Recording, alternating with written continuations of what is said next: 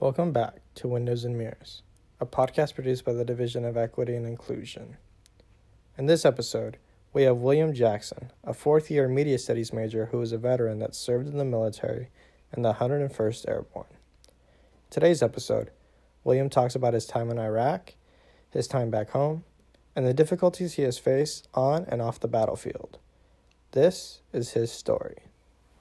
One of the most memorable things about that place is getting off of the plane on the airfield in Kuwait.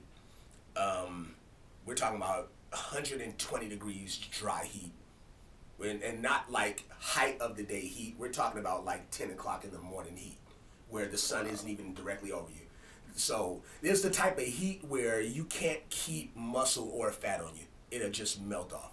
So that's one of the first things. I mean, the moment from the moment we stepped off the plane, it was the type of heat that you just I couldn't paint a picture for you. Like, there's no way you'd understand it. The only way to understand it would be to be in it, and not to mention all the equipment and things that we had. So we had guys that would go over there, and a lot of us were trained and really physically fit. I mean, make no mistakes, United States Army, and we're going to war.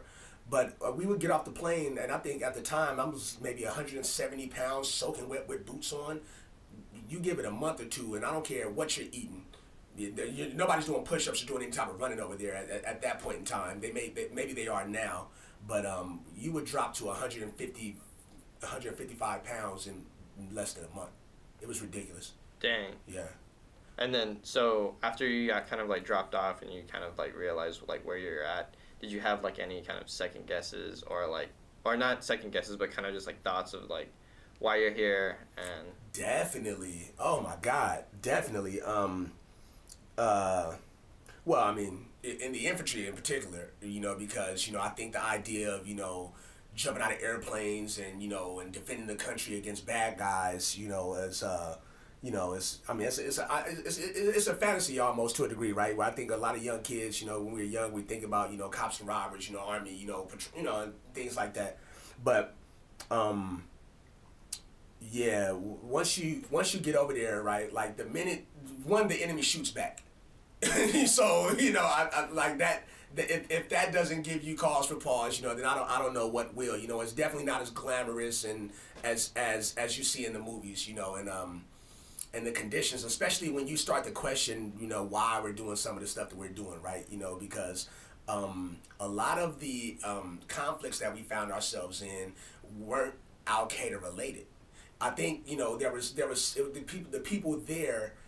In some of those villages and parts of, maybe not so much Baghdad and some of the other parts that we got to, were so confused as to why we got there. They may have felt under attack without being, terrorist related. Obviously I'm pontificating, because I don't work for the DOD or, I'm not at the Pentagon, so I don't know the inner workings of the politics, but that's just the way it felt kind of on the ground. And then when did you get pulled out of Iraq? The first time, or you mean? Oh, so you were there multiple times? Yeah, I was there twice. Oh, okay. I did 2 tours in Iraq. So, how was it after the second tour? The second tour, we got home. The second tour was kind of complex, right? Because when I went into the military, I signed up for a 3-year contract. I signed up in August, or I got to basic training in August of 2002. And that means I should have gotten out in August of 2005. But the thing is, I don't know if you're familiar with this thing called the stop loss. All right, I believe they actually did a movie about it. President Bush at the time enacted this rule called the stop loss, basically saying that in a time, and I'm paraphrasing here, but in a time of conflict, the military or the government had reasoning or the right to hold over military contracts, especially if you had specialty jobs such as the one that I had. Then they would be able to hold you over for an indefinite amount of time, so that, opposed to training somebody new to do your job and bringing them in. Because during the war, people were kind of getting cold feet, and so retention numbers were hard to maintain, so a lot of people were exiting the military. No longer was it, that big break between the Gulf and, OIF 1 where, somebody could do 15 or 10 years in the military and make a gang of money and then, leave and, go buy a home with the VA home loan and get their college paid for. Like now, You know, we're in this phase where we're being rapidly deployed to various parts of the world to address conflicts. So so the thing is, we deployed in, once again, now keep in mind, I was supposed to get out in August of 2005. We deployed in June, I believe, of 2005. That was, so June, July. So that's 2 months before I should have gotten out. And I had 90 days leave. So they wouldn't approve my leave in May to get out of the Army, you know, because I was ready to come back home and, you know, be with my family. I'd already had a kid at the time, spend some time with family and, go back to school and get my work life going and everything like that. But yeah, President Bush was like, no, sir, spent a lot of money training you. We're going to need you to hang out for a little bit. So they deployed me for another 12 months after I should have already been out the military. So that last tour for me was miserable. It was miserable every day.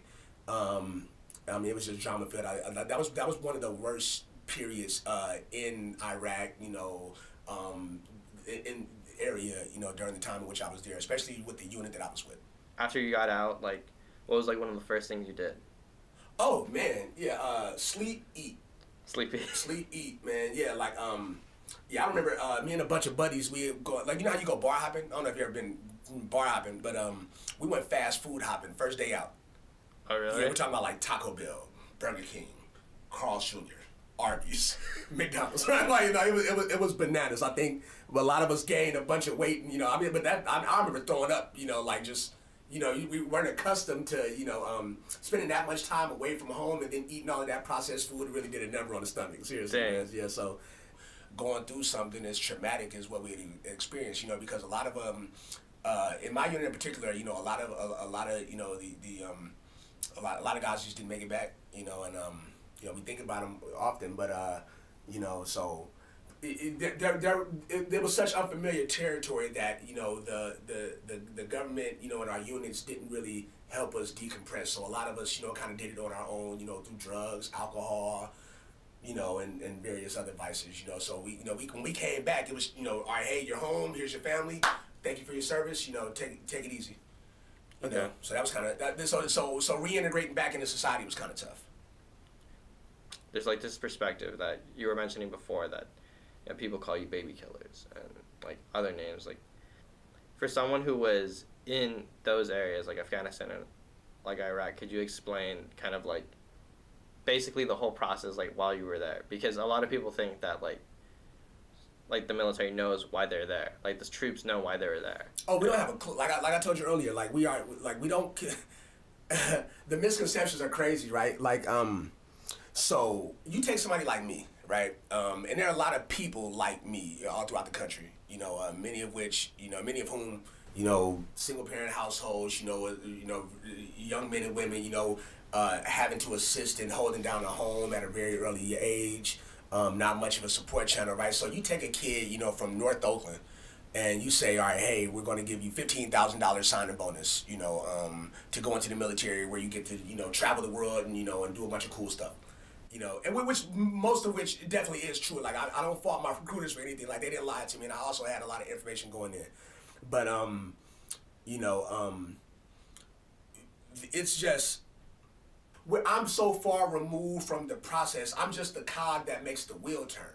So the thing is, that you got this very extensive chain of command that starts at the President of the United States and the Joint Chiefs of Staff, and there's a saying in the military, we say shit rolls downhill. So the thing is, those guys are making a decision in the Oval Office or in the war room somewhere in Washington, D.C. that will affect how Alpha or Delta Company operates in the 101st, or in the 1st of the 187 Battalion, here somewhere in Mosul, or Karbala or Baghdad.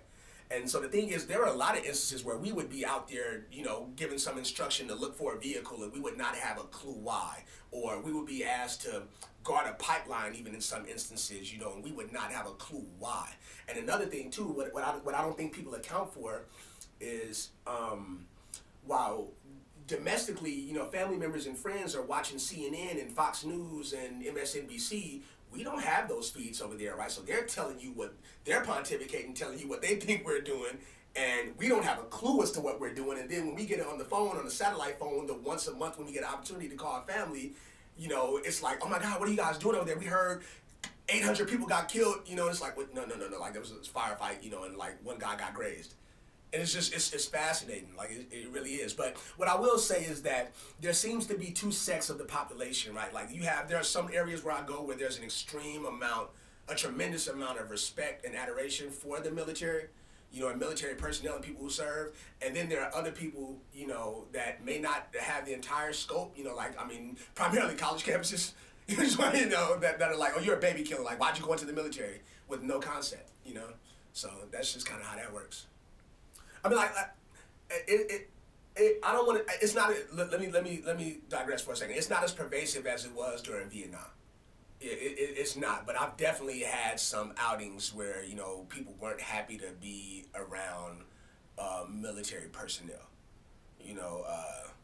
However the information came out, you know, whether or not it was us, you know, flying, you know, we were told after a while not to fly with our uniforms on.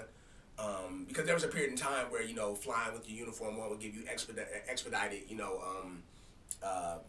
not perks, but, you know, passing through like the airport and things like that would kind of expedite your process, you know. So, but there was like, you know, I mean, it would be mixed reviews. Like there would be some times where, you know, somebody at a bar would be like, oh my God, thank you for your service, let me buy you a drink. And then you get on every plane smashed, you know. But then there will also be instances where, you know, you'd be on a plane and somebody's like, you know, I don't want to sit next to this guy.